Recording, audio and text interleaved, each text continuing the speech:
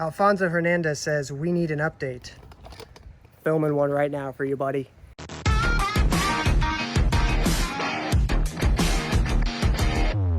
It's time to get to work.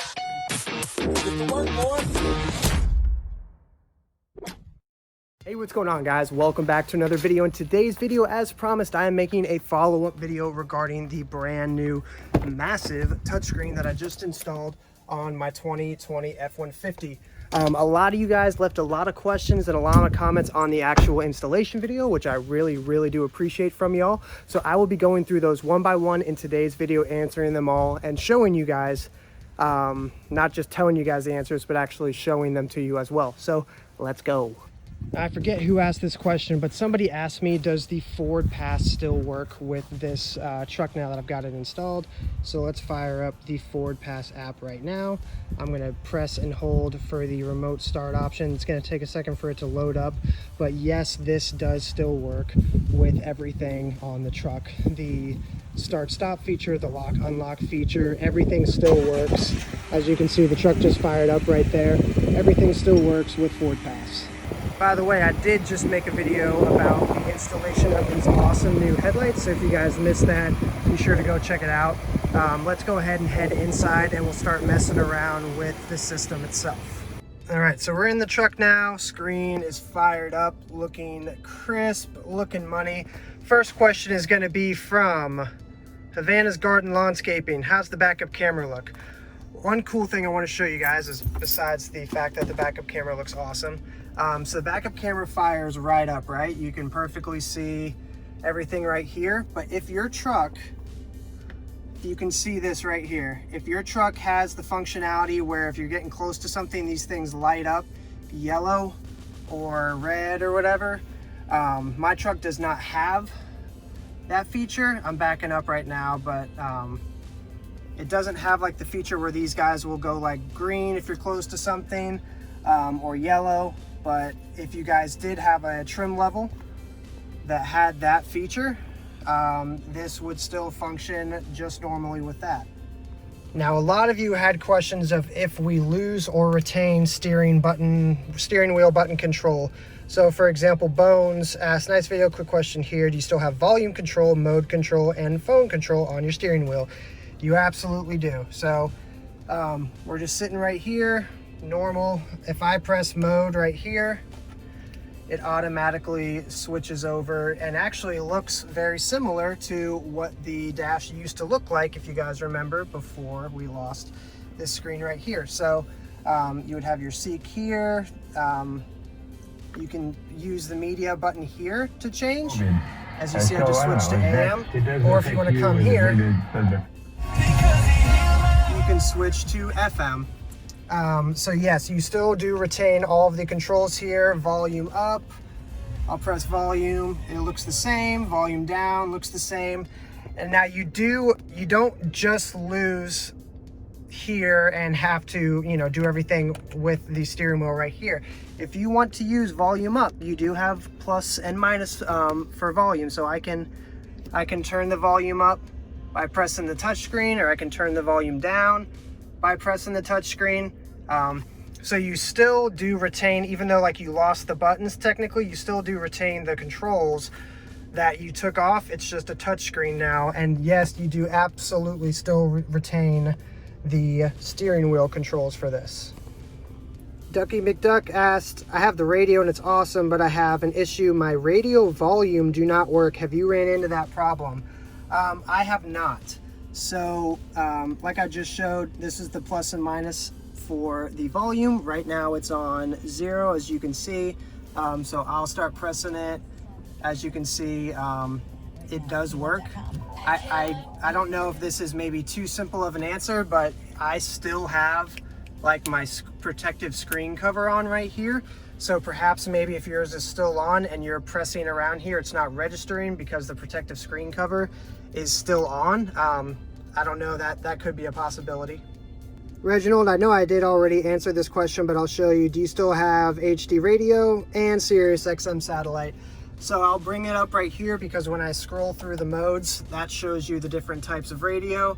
So there is Sirius XM radio right then and there. All I had to do was press mode, but you can also press the media option right here to change or to cycle through. So I'll press it there. I just went to my iPhone setting. There's AM, there's FM, and I believe the next one, yep, Sirius XM radio. So there you go. You still do have that. Sean asked, does this one keep all the existing sync items and steering wheel controls? Yes, the original sync module is actually installed to the back of this thing. It's just behind where you can't see. But the actual sync module from your old screen comes off and goes on this one. All of your factory buttons and controls, your cruise control, like everything, guys. Your answer, hang up call, voice activation, mode, volume, forward skip, everything that is factory is retained, including the sync module itself. As you can see, the interface looks exactly the same. All the buttons that were here that were just plastic push buttons are now there, but just in a touchscreen format. Early asked, any bugs with it yet, or is it still tip-top, looks good? First off, I do appreciate that. I have not noticed any bugs with it yet.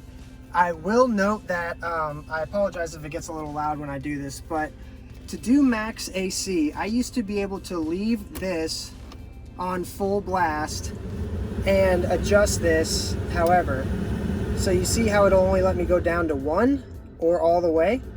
It's a little odd, but if you take this and you scroll over to where it's not on max AC, then you can do the individual settings. So I don't really know if you want to call that a bug or not. The AC is still able to function on max or go full blown. I guess it's just a little bit different, but that's really the only like bug I've noticed after driving around with it for a couple weeks, or it might even be a couple months at this point. Lane asks, any way you could show how the Apple CarPlay works and looks on it? To be honest, it looks exactly like how it looks probably is what you would imagine. This is how it looks like in my wife's Ford Explorer, just on a much smaller screen, obviously. But you've got your map functionality there. It's hooked up to Google Maps in that way. Search destination. If you want to go home, you just press the home button. There's like a tab option so you can pull it back up. It's really, really pretty neat. You've got your phone, your map, pretty much everything you want. You can cycle through the way that you want this to look. You can bring it back to the 3-prong option right there. If you want to just select just the music portion, unable to play audiobooks. But yeah, really you just go through it like normal as you would on any other screen. And to toggle through the view, you just press that button and then it brings back up all of the functionalities. I hope that was a decent enough tutorial for how it works and looks. Mario said, wait, did your door chime change to the old school style chime?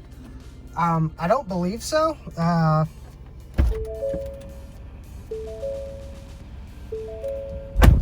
I'm pretty sure that's the way it always sounds. I will give you this though. There is absolutely a phenomenon, or whatever you want to call it, with Fords where randomly the chime will either play out of like the entire system-wide speaker or just the speaker behind the dash. There are 2 different kinds and it will sound different. Some people say that it literally sounds like it's the old chime coming back. I think it's this, at least in my truck, I have heard it sound different on a couple different occasions. I think it's just because of like the speaker or the output or whatever you want to call it that it's coming out of. But no, the chime itself still sounds the same to me. I've seen this question or a variation of this question a lot. So for the Wi-Fi function, do you pay for it or through your phone carrier, or is it a SIM card, or what is it? You could buy a SIM card and you could put it in there. This works as if it's kind of like a normal tablet, right? If you're in a parking lot or close to a building or somewhere that has a Wi-Fi, you know, open Wi-Fi connection, you can connect to it.